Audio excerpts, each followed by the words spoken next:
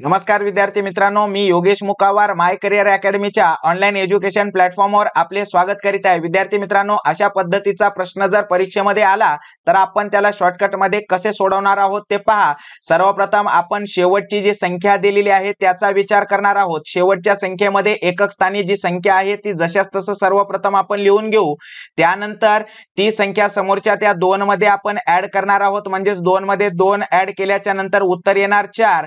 4 मध्ये समोरचे 2 ऍड करू, उत्तर येणार 6। 6 मध्ये समोरचे 2 ऍड करू, उत्तर येणार 8 आणि 8 मध्ये समोरचे 2 ऍड करू, आपल्याकडे उत्तर येणार 10। आणि विद्यार्थी मित्रांनो, आपल्याकडे 5 नंतर दशांश आहे म्हणून आपण 5 घरे सोडून दशांश देणार आहोत। आता पहा, उत्तर आपल्याला मिळालेलं आहे 1.0862 आणि विद्यार्थी मित्रांनो, या प्रश्नाचं हेच उत्तर आहे। अशाच ट्रिकसाठी आपल्या चॅनलला सबस्क्राइब करा। धन्यवाद।